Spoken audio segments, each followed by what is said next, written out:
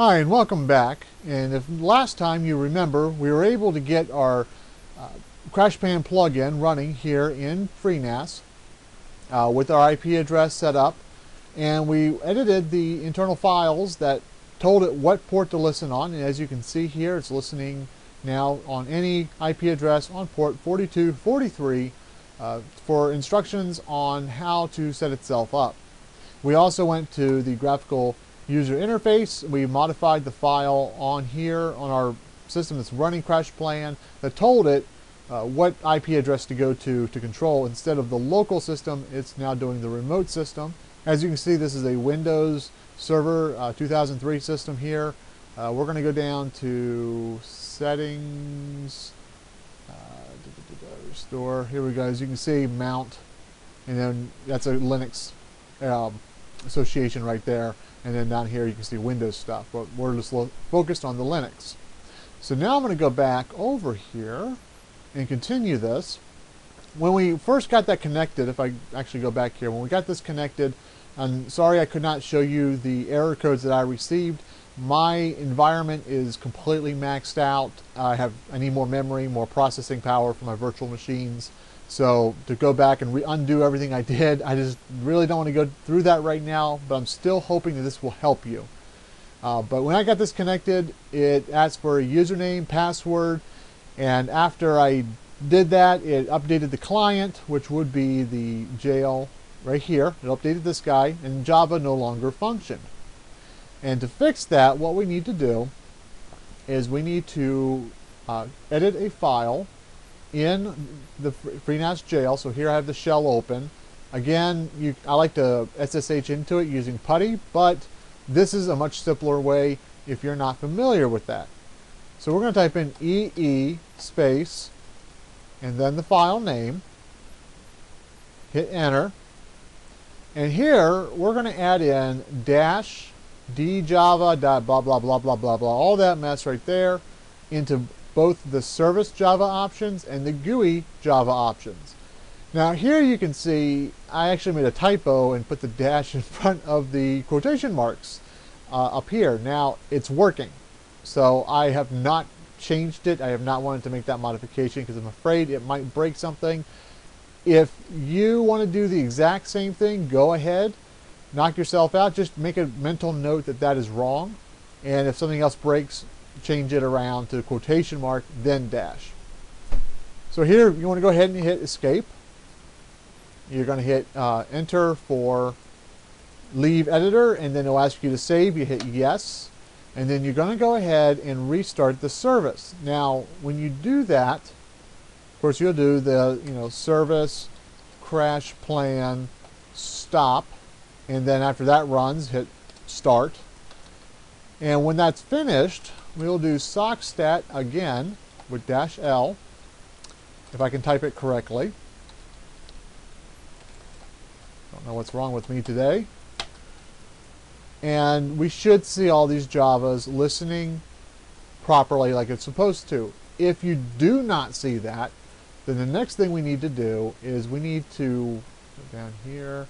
We're going to stop the service by typing in the service stop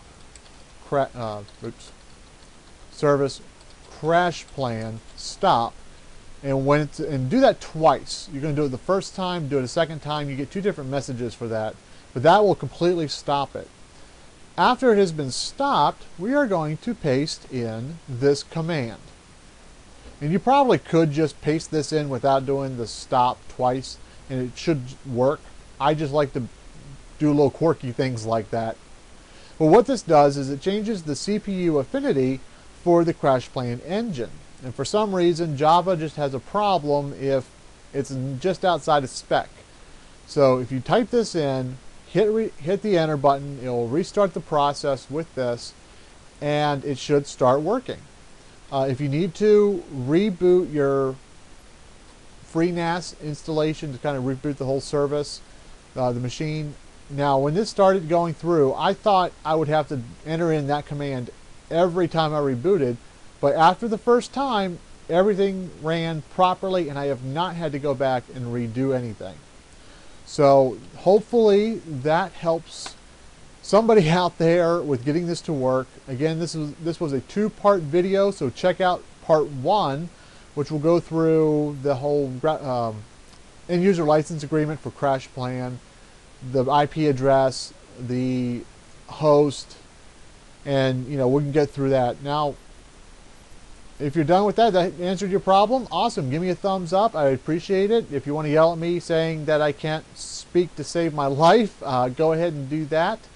And here for a little bonus, if you're not really familiar, I'm going to show you how to add storage to back up. So right now, if you're just having problems with the Java and you want to do the rest yourself, go ahead and stop the video. Otherwise, continue watching. So down here under Jails, CrashPlan, Storage, we can do Add Storage.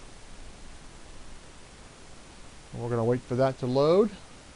So the source, I'm going to browse, and you can see I have NAS. Here are my different file sets that I have set up. So my multimedia, my archive folder. So you just kind of select whichever one you want. Your destination is going to be /mount. It should be /mount/ and then just give it a whatever you want to call it, because that's going to be your inside your jail, as you can see. So we're going to go down to like mount, and you just give it any name you want. It will create the destination. So here, create directory, so you can name it, if I'm backing up my archive, I'll say /mnt/old stuff for the win.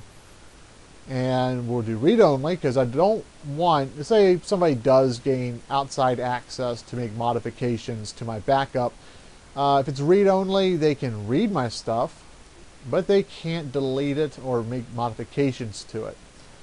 Create directory, null file system is fine. You hit OK. It will create it. And after it's been created, you'll be able to see it in here under MNT for mount. And then as you can see, I already have 2 of them in there. And I can add more if I go to change MNT. And you can see in here I have media and archive. I have not checked those yet for backup, and that's because my internet connection is super slow and it's a pain to work with, and I'm just backing up the most important stuff first. So hopefully that helps somebody out. If you like this video, besides my voice, my mouse direction, recording, outside of all of those stupid things that I can't do that well, give me a thumbs up. And if you still want to complain about me, go ahead and do that. Share this video with anybody you think might be able to benefit from it. And hopefully I will learn to do better next time. And until next time, keep it simple.